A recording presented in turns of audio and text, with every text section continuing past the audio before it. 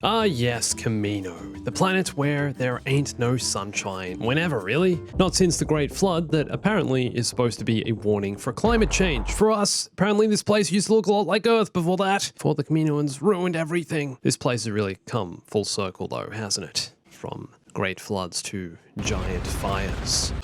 It's so sad.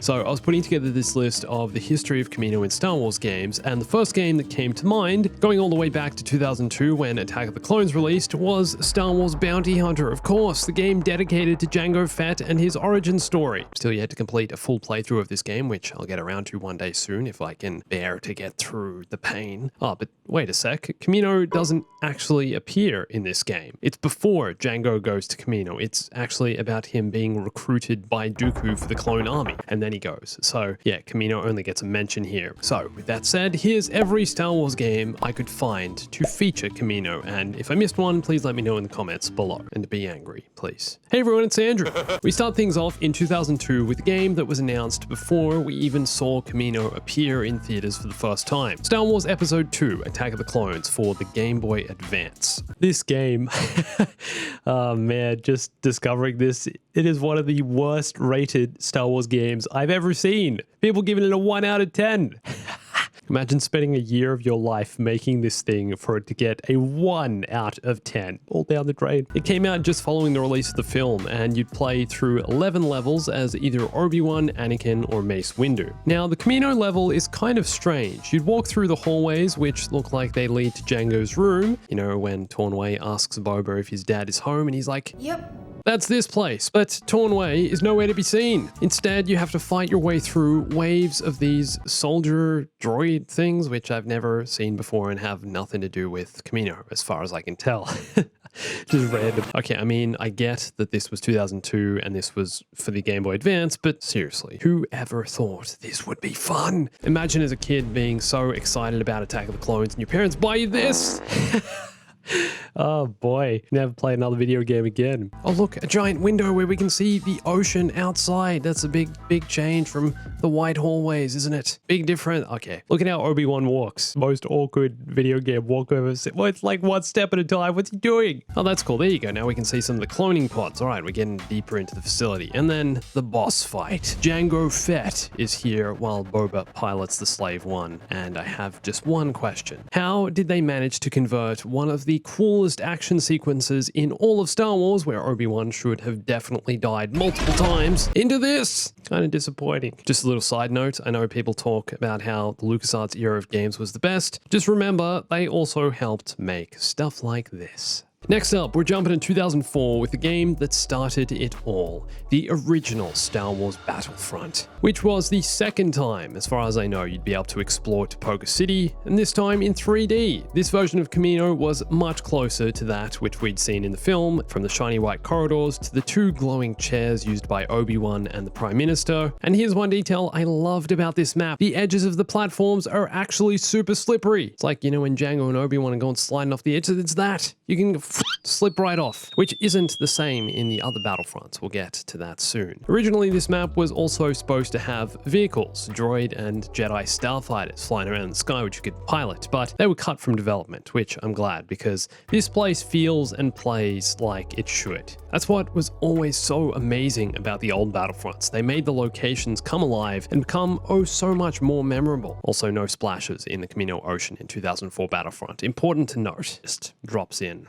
Very disappointing. Next up, 2005 was a big year for Kamino and Star Wars gaming, possibly the greatest ever. In February, we had the original release of Star Wars Republic Commando. And even though you don't get to freely explore Topeka City in this game, Kamino makes an important impact. For the first time ever, we got a small glimpse of the cloning process and the foundation of the clones, the creation of the clones. From being born on Kamino with Tornway and a bunch of other Kaminoans looking over you, putting ideas in your head, to becoming the kid that said, "Yep," while you engage in some sort of clone training school. Looking at the screen, buttons come up, it's fun. To observing a training simulation, to then actually putting on your Commando helmet. This game might still be the best clone trooper simulator we've ever had. And then, the boarding sequence. You watch as the clone fleet prepare to leave this planet for the first time, and possibly the last, too many clones will never return to Kamino. This here is basically right before the Battle of Geonosis, the first time the clones actually saw action and came to the aid of the Republic. And that's the first mission in Republic Commando once you get through this Kamino prologue. Kamino is the foundation, the beginning of it all, and no other game has portrayed that better than Republic Commando. Next up in 2005 was the original LEGO Star Wars, the video game. TT Games' first LEGO game made in this style that paved the way for so many more to follow. It became an overnight sensation and is one of the best-selling, most popular Star Wars titles to date. Hey look, we're back in Dex's Diner, and Discover on Kamino is actually the first level in Attack of the Clones. Check this out. Look, Topoga City. Cue dramatic Kamino arrival music. So you fix this Kaminoan's light and then head inside to meet Torn Wei. You show her the Kamino saber dart and she's like, oh yeah, come this way. But we're gonna spend some time sweeping the floors. So this is how they keep this place so bright and shiny. Honestly, this interior of Topoga City is quite impressive. You can see all the cloning pods, each with a single Lego piece inside. We see clones marching and then eventually we get to meet the kid that said, Yep. And his dad Django, who knocks you aside. Oh, what the heck are these? What? Wait a second. These look similar to those droids from the first game. Did you know that the Kaminoans like to disco? Such a fun Easter egg. Look at him go. While everyone's dancing, having a party. This is not what Obi-Wan expected to be doing when he arrived here. What have I stumbled into? Now this is more like it. The fight with Django Fett. You basically have to deflect his blasts until you deplete his health and knock him over. But wait, then Boba aims the slave one at Obi and blasts him into oblivion. Oh no! But you know, he's Obi-Wan, so he just gets up. Way too much plot armor, man. Look, seriously, Boba could have ended everything right here. Obi-Wan is invincible. Next up, still in 2005, is Star Wars Battlefront II, the original, the best. And the Kamino in this game isn't all too different from the version in Battlefront 1, but we have a few things to test. Are the platforms still just as slippery? No, they're not. You can still jump off into the water though, which is fun. But still no splash! Come on guys, 2005, no splash physics. Also, there is more of a fleshed out interior section in this version. It's more detailed within the actual city, although it's not quite as shiny as the Battlefront 1 version. Obi-Wan had better get back to sweeping. Get this place looking spick and spec. Also, the spoon chairs are here again, but they've added a pillar in between them. I'm not sure how you're supposed to talk to the person in the other chair with this pillar in the middle. This would have completely ruined that scene in the film. How would they have talked? Alright, next up, 2006 saw the release of the Empire at War DLC, Forces of Corruption, where you could see Kamino from space. There it is, just one giant ball of water. Now, as far as I know, in Empire at War, Kamino isn't self-sufficient and relies on the cloning operation as a source of income. I'm not sure if that's just lore or if that's actually a built-in mechanic in the game. Strategy games have always been a mystery to me. Maybe one day I'll head down that rabbit hole. You know, give me a game with a gun, one button to shoot, that's more my brain capacity. I'm just a simple man trying to make my way in the universe. Really?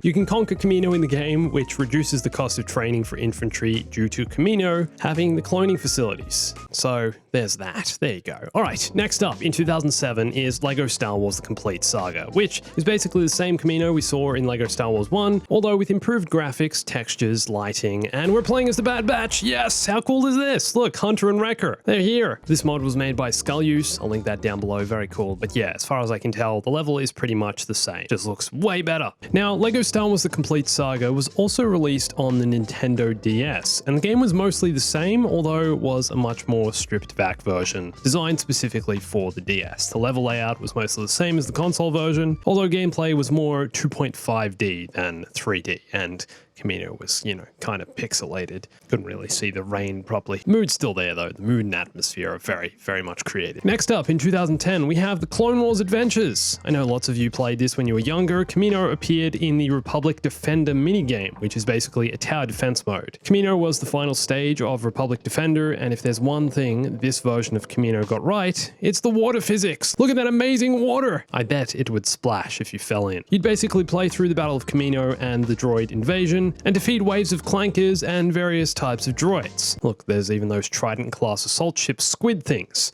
Obviously not the most accurate portrayal of Kamino, but great rain, water, and the atmosphere once again is there. Alright, next up, also in 2010, Star Wars The Force Unleashed 2, which actually opens on Kamino and focuses heavily on cloning because Starkiller is a clone, the Sith Stalker is a clone. There are like 1,000 of these Galen Marek clones all bred out of this facility on Kamino and all failed and all went crazy within months, and a lot of cloning going on in this game. This game might have the most Kamino actually out of any game. And this is actually Tamira City, not Tapoka. So this is an entirely different facility from all the others we've seen up until this point. I think this version of Kamino is quite interesting because the planet's fully occupied by the Empire. The Empire have colonized Kamino and are still making use of the cloning facilities, which is kind of different to what we've seen in recent times, you know, with the whole bombardment.